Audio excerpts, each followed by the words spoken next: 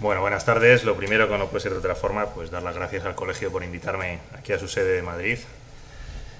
Y lo segundo, decir, bueno, pues que aunque me han puesto un título bastante breve y concreto para participar en estas jornadas, bueno, pues aparte de mejillón cebre de desinfección de embarcaciones, yo pretendo hablar un poco en general de lo que es lo que supone en el tema del uso de la navegación, la aparición en nuestras aguas, y cuando digo nuestras aguas, digo a nivel nacional, del mejillón cebra, que yo creo que es uno de los factores que sin duda más ha contribuido a la modificación o actualización de las normas de navegación en las distintas confederaciones hidrográficas. Bueno, así lo que voy a hacer en primer lugar es hablar un poco brevemente de características de identificación, hábitat, requerimientos ambientales para el desarrollo de esta especie, del mejillón cebra.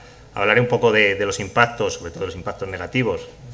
Positivos todavía le hemos visto pocos, a la dispersión de esta especie, cuáles son los vectores principales de dispersión de la misma, si disponemos hoy en día de alguna herramienta de control al respecto, cuál ha sido un poco la evolución de la dispersión en las aguas de España, qué estrategias hay a nivel nacional y, finalmente, un poco lo más importante, es qué medidas preventivas hemos tomado en la cuenca del Tajo, ya que, como ha dicho anteriormente el comisario, pues de momento no tenemos ninguna datación de la presencia de ejemplares de esta especie en las aguas de la cuenca del Tajo. Bueno, pues lo primero, presentar al asesino, ¿no? Esto es el mejillón cebra, el nombre común, tiene un nombre científico que es Dreissena polymorpha. Esto es un molusco bivalvo originario de la zona oriental europea, de los mares Caspio y Negro.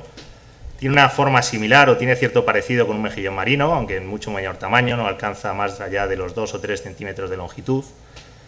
Lo que le hace más característico, sin duda, es ese rayado que tiene en su concha, que de ahí le viene también el nombre. Y bueno, pues en general tiene una preferencia por un hábitat de aguas estancadas, con poca velocidad del flujo, lo cual también es un limitante a la hora de distribuirse, ya que más o menos se estima que con velocidades de flujo por encima del 1,5 metros por segundo, pues es difícil que se implante en los sustratos. Esta implantación, esta sujeción al sustrato, la realiza mediante un viso, esos pelillos que pueden ver en uno de sus vértices, formando pues extensos racimos de acumulación de dicho individuo. ¿Qué requerimientos ambientales tiene? Pues bueno, tiene un requerimiento ambiental en cuanto a temperatura del agua bastante amplio, entre 0 y 30-32 grados. Si hablamos ya de ser capaz de alimentarse, ese intervalo se reduce, es capaz de hacerlo, se alimenta por filtración, ese intervalo se reduce entonces entre 5 y 30 grados. La temperatura mínima para desarrollarse, para crecer, es de 10 grados y para reproducirse de 12 grados, lo cual limita el proceso de reproducción a determinadas épocas del año. Destaca porque, a diferencia de otras especies que también exóticas, bivalvas, que aparecen o hay riesgo potencial de que aparezcan en nuestras aguas, pues tiene una alta tolerancia a variaciones, como vemos, de temperatura y también de salinidad. Resiste varios días fuera del agua en ambiente seco. La mayoría de las citas bibliográficas hablan de 5 o 6 días, aunque hay autores que amplían este rango a 8 o 10 días. Y coloniza preferentemente aguas que tengan concentraciones ricas en calcio, ¿no?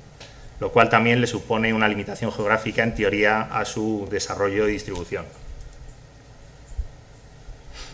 Si hablamos de su ciclo reproductivo, tiene un ciclo reproductivo típico de los moluscos bivalvos, es decir, tiene 2 fases, una fase planctónica y otra fase bentónica. La fase planctónica dura aproximadamente 3 semanas, es lo que se llama, durante este desarrollo, la larva trocófora, que luego se transforma en una larva bentónica. La larva bentónica es la que es más fácil de detectar en los análisis, cuando se toman muestras de agua para detección precoz de esta especie en las aguas, pues lo que se intenta visualizar al microscopio es la larva bentónica. La larva planctónica es muy difícil de identificar.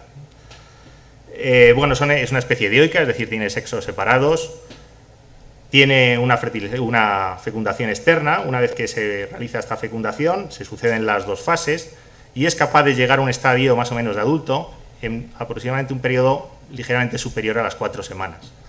Una puesta puede superar los 40.000 huevos y un individuo puede ser capaz de reproducirse o de producir a lo largo de un año más de 1 millón de ejemplares.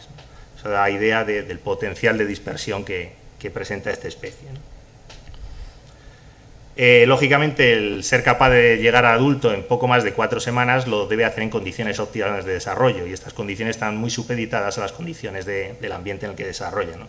Es decir, si tiene de adulto como longitud máxima 2 o 3 centímetros, a partir de la 4ª o 5ª semana tiene ya 5 milímetros y ya es capaz de denominarse pasar de la fase juvenil a la adulta.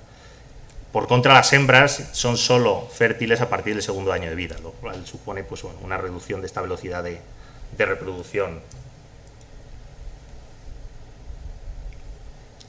¿Qué impactos podemos especificar? Tiene multitud de impactos, pero vamos a enmarcar, por un lado, impactos en relación con los ecosistemas, con el hábitat en el que se implanta, y por otro lado, impactos de tipo socioeconómico. Si hablamos de impactos en los ecosistemas, hablamos de una eliminación del sexton, esto es, elimina tanto las partículas orgánicas como inorgánicas que hay en el agua, porque, como hemos dicho, se alimenta por filtración. Entonces, imagínense un número de millones y millones de ejemplares realizando en un tramo de una masa de agua filtración, elimina todo vestigio de sexton. Esto da una falsa idea de incremento de la calidad en el agua, porque por otro lado está desarrollando un sustrato para el desarrollo de grandes macrófitas.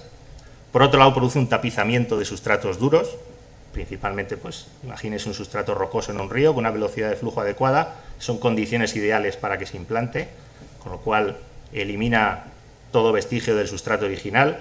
Produce, el estar desarrollando su ciclo de vida en el fondo, pues produce la incorporación en grandes cantidades de sustancias de desecho y de restos de su ciclo vital.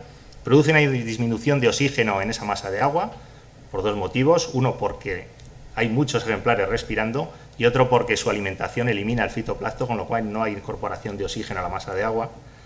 Y también provoca modificación estructural de los ecosistemas por 2 cuestiones. Una, por competencia directa con otros organismos. Ahí pueden ver una foto de varios mejillones cebra implantados sobre un molusco bivalvo autóctono, lo que llamamos comúnmente náyades, algunas de las cuales tienen alto valor ecológico en nuestras aguas, que son especies raras de ver, y en concreto es un género margaritífera, ¿no?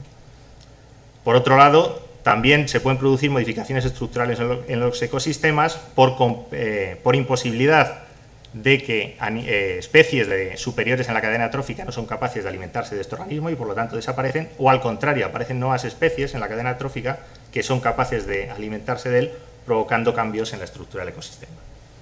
Si hablamos, por el contrario, de impactos socioeconómicos, podemos hablar de oclusión total o parcial de conducciones. Esto significa una pérdida de eficiencia, una interrupción total de sistemas de abastecimiento, ya sean para abastecimiento de personas, captaciones para riego, un menor rendimiento de aprovechamientos hidroeléctricos o una ineficacia, por ejemplo, en circuitos de refrigeración por agua.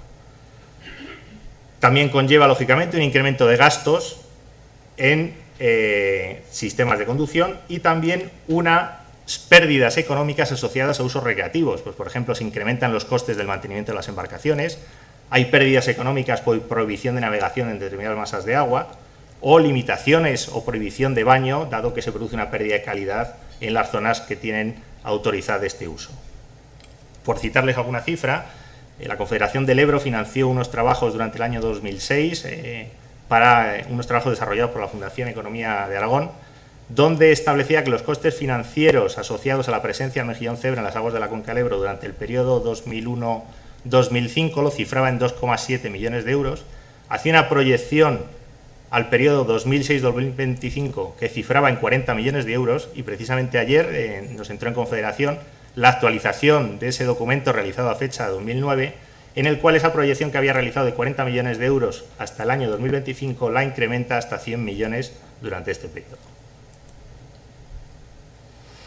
¿Cuáles son los potenciales vectores de transmisión? Pues todos están relacionados con el movimiento de material asociado a distintos usos del agua. Podemos hablar del trasiego de embarcaciones, ya estén dedicadas a la pesca o la navegación, ya sea recreativa o deportiva.